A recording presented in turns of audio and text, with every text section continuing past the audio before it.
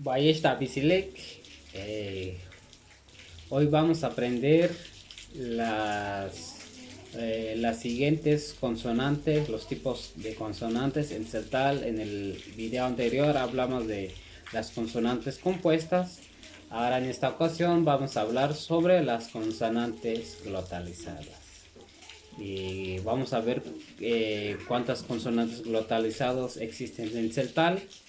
Es lo que vamos a ver hoy. Aquí van a aparecer todas las consonantes glotalizadas con sus respectivos ejemplos. Muy bien, el primer consonante glotalizada en celtal es la che.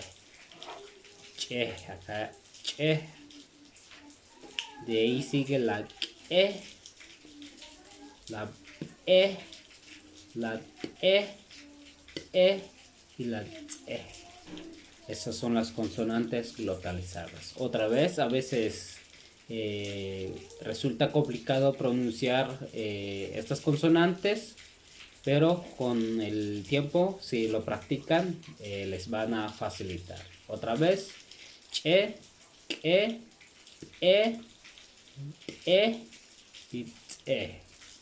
Esas son las consonantes glotalizadas. Vamos a ver un ejemplo en la che. Vamos a poner el ejemplo de chum. Chum. La que. Vamos a poner un ejemplo de cal. Cal. En la e. Vamos a poner in. Olla de barro. En la e. Vamos a poner el ejemplo de tul. Tul. Y por último la tse. Tsi. Tsi. Estos serían algunos ejemplos de consonantes glotalizadas en celtal. Espero que hayan aprendido los tipos de consonantes, las consonantes glotalizadas. No olviden compartir esta publicación para que puedan conocer más personas sobre los tipos de consonantes.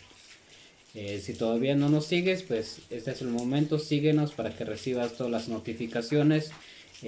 Subimos videos sobre celtal. Tesha Vila Bike.